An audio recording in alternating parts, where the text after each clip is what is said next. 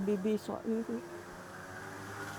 Et aujourd'hui, quel est le problème? Est-ce qu'il y a un souci? Pourquoi est-ce qu'ils ne peuvent plus rester sur le terrain? C'est à cause de mes frères et sœurs. Parce que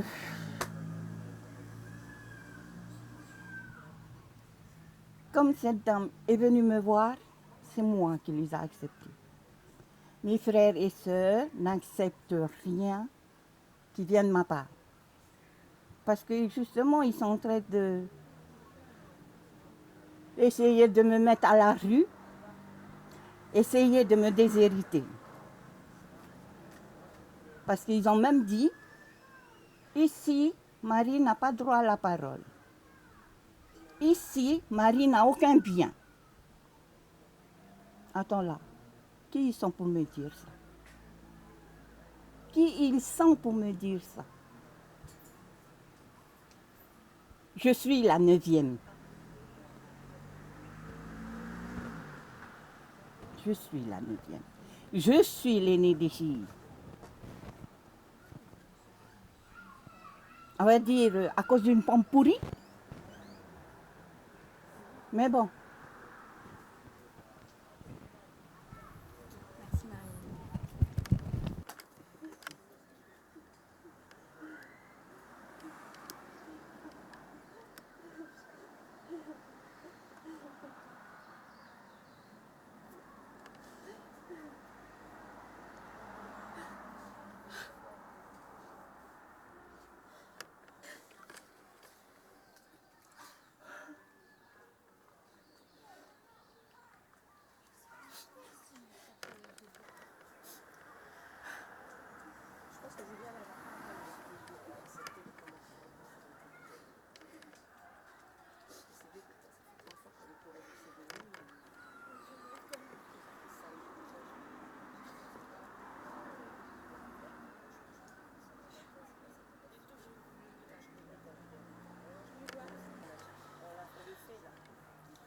Mais bon, aujourd'hui, là, c'est pas la même situation, c'est ce soir.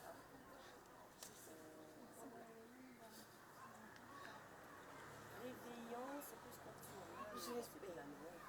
Je le fais. Allez, le fond de mon cœur. Le fond de mon cœur. Que vous ayez un toit. Oui, pour Ariane. Pour Mahana. Ok, vas-y, quand tu veux, Maïté.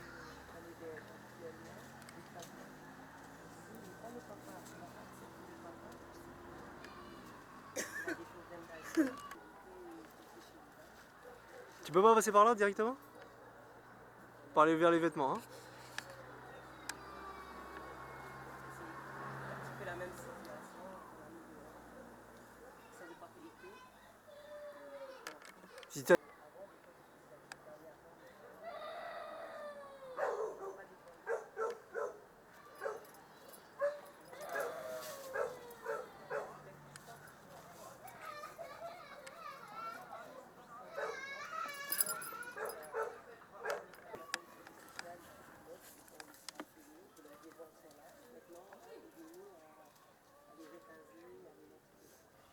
En gros, c'est comme ça qu'on fonctionne. Là, on essaye de trouver des solutions. Des fois, on y arrive, puis des fois, on a les limites. Par exemple, là, si le 15... c'est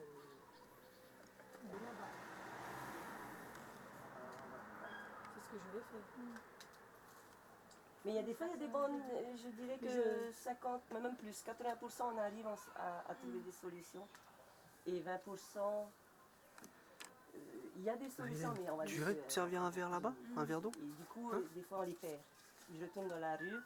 J'ai eu des familles qui ont été hébergées, qui ont été obligées de remettre dans la rue parce que j'ai eu des familles de Faronnier, on n'a jamais trouvé de solution. Demander des solutions. Vas-y, vas-y, mets ton verre d'eau. Et nous, on peut pas continuer 3 mois. C'est 3 mois que le collectif nourrit. 3 mois que la personne chez qui il paie les charges et tout. Et elles explosent, on a vu. Tu prends un SDF, il s'amène avec 20 vinis qui cherchent tout chez toi. Et après, il l'emmène en ville, il distribue. Ouais. Ils ont un système entre eux. Ils sont là, puisqu'ils savaient que cette dame allait être hébergée. Donc. Alors beaucoup de mensonges, alors des fois c'est dur de trouver déjà des stabilités. Et donc il connaît les familles qui sont là depuis héritable, les familles qui sont là depuis un certain temps et les nouvelles familles qui arrivent. Donc quand c'est des nouvelles familles, il identifie vite, il essaye de voir quelle est la problématique et il nous appelle s'il faut faire sortir. Des fois c'est des grands-mères s'ils chopent le pain à la mamie ou la papy, hop, ils emmènent au distributeur. À coup de poing s'il faut, et le mamie est obligé de retirer. Donc c'est vers le 10, hein. C'est vers comment, voilà. On fera une interview avec TAV avant de partir. Bonjour. Bonjour, TAV.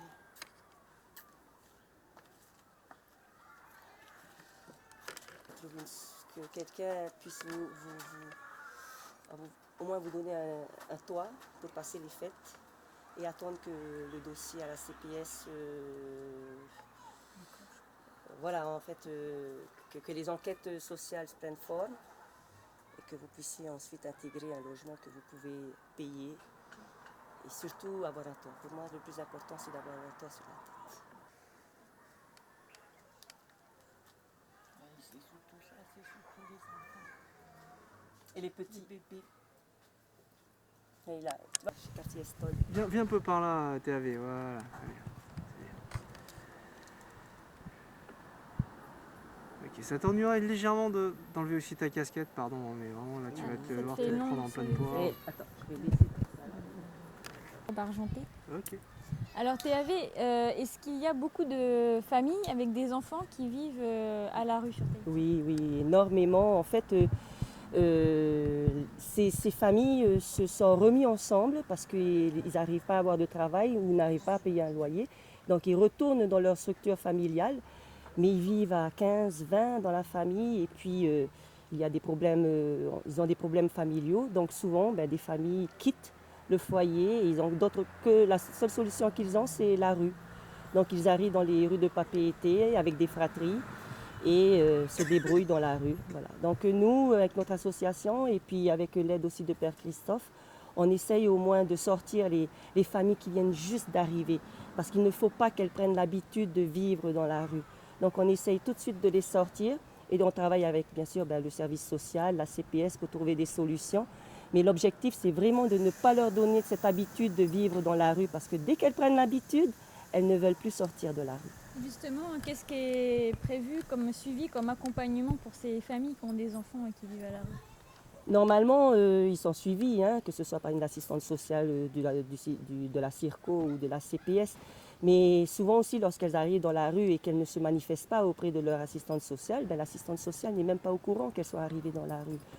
Et puis aussi, des fois, elles ne veulent pas dire à l'assistante sociale parce qu'elles craignent qu'on vienne chercher leurs enfants également. Parce que les enfants dans la rue, c'est sûr que les juges vont donner ordre de retirer les enfants.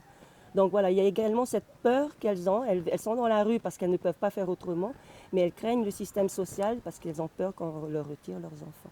Il y a des foyers d'urgence pourtant qui peuvent accueillir les familles. Alors il y a des foyers d'urgence, par contre, qui ne peuvent pas peut-être souvent accueillir les familles entières. En tout cas, peut-être les mamans et les enfants, mais pas obligatoirement le papa. Et puis, bon, aujourd'hui, il faut dire que les structures sont saturées. Hein. Je pense que nous avons explosé. Je pense qu'on n'a pas assez de structures d'accueil aujourd'hui pour accueillir toutes ces familles. Hein. Et puis, chaque famille a sa situation, on va dire, sa problématique. Donc voilà, il faut vraiment être à l'écoute, comprendre ce qui se passe. Il y a des familles qui peuvent payer également aussi des loyers. Donc voilà, il faut travailler un petit peu avec les familles. On joue un petit peu le rôle de l'assistante sociale, on va dire, au début. Mais après, en général, on passe le relais aux professionnels. Parce que, voilà, et de toute manière, pour avoir un logement ou pour avoir un travail ou pour être suivi, pour avoir des bons alimentaires, il faut qu'ils retournent dans le système territorial, c'est-à-dire CPS ou CIRCO. À combien est-ce que vous estimez le nombre de familles qui est à la rue comme ça? Famille. Famille, ça veut dire avec enfants. Hein. J'aurais beaucoup de mal à vous dire, mais je trouve qu'on a déjà trop. Mais on les voit, hein, souvent les mamans ou les papas mendient sur les trottoirs, accompagnés d'enfants. Je pense que ça doit aussi aider. C'est sûrement pour ça qu'ils mettent les enfants autour, c'est que ça fait encore plus mal au cœur et on a envie de donner du coup. Mais bon, je pense aussi quelque part c'est un système qui se met en place. Ils ont compris également que c'est une manière d'avoir un peu plus d'argent. Ils savent également où s'asseoir pour pouvoir collecter de l'argent. Ils savent qu'il y a des endroits qui marchent mieux que d'autres. Il y a tout un système qui se met en place. En fait, les SDF se professionnalisent. C'est ce qui arrive. Et si on laisse faire, quelque part, ça commence déjà. On a l'impression un petit peu que c'est eux qui dirigent la ville. Hein. Et la nuit, en tout cas, nous avons peur d'aller en ville. Ils peuvent venir tous les deux, mais là, du coup, comme ils travaillent aujourd'hui, je crois qu'ils peuvent pas venir. Donc, je préviens, ils viennent lundi? Voilà, lundi. Pas de soucis, Lucille. D'accord, merci Voilà. beaucoup. Bonne journée, bonne soirée à toi, Nana. Quand tu veux, Lucie. Marie-Hélène, vous vivez déjà dans des conditions précaires, difficiles. Pourquoi est-ce que tu as accepté malgré tout d'accueillir cette famille sur ton terrain? C'est surtout à cause des enfants. Parce que moi-même, j'ai un petit, mon toit, du même âge que ce petit. Et ils vivent aussi dans les mêmes conditions. De là où ils sont, il faut qu'ils sortent. Mais non, ils viennent ici. Ils dorment ici. Il y a la pluie. Quand il pleut, ça fuit. Ils sont mouillés. Qu'est-ce qu'il faut faire? On va mettre cette famille sur la route. On va mettre ce bébé sur la route. C'est ça que nos parents nous ont inculqué. On est quand même chrétiens. C'est ce qu'on nous a appris en tant que chrétiens. Mettre les enfants à la rue, mettre les familles à la rue. C'est pour ça que je les ai acceptés. Je n'ai pas regardé ma situation. C'est moi que c'est. Ils peuvent venir tous les deux, mais là, du coup, comme ils travaillent aujourd'hui, je crois qu'ils peuvent pas venir. Donc, je préviens, ils viennent lundi? Voilà, lundi. Pas de soucis, Lucille. D'accord, merci Voilà. beaucoup. Bonne journée, bonne soirée à toi, Nana. Quand tu veux, Lucie. Marie-Hélène, vous vivez déjà dans des conditions précaires, difficiles. Pourquoi est-ce que tu as accepté malgré tout d'accueillir cette famille sur ton terrain? C'est surtout à cause des enfants. Parce que moi-même, j'ai un petit, mon toit, du même âge que ce petit. Et ils vivent aussi dans les mêmes conditions. De là où ils sont, il faut qu'ils sortent. Mais non, ils viennent ici. Ils dorment ici. Il y a la pluie. Quand il pleut, ça fuit. Ils sont mouillés. Qu'est-ce qu'il faut faire? On va mettre cette famille sur la route. On va mettre ce bébé sur la route. C'est ça que nos parents nous ont inculqué. On est quand même chrétiens. C'est ce qu'on nous a appris en tant que chrétiens. Mettre les enfants à la rue, mettre les familles à la rue. C'est pour ça que je les ai acceptés. Je n'ai pas regardé ma situation. C'est moi que c'est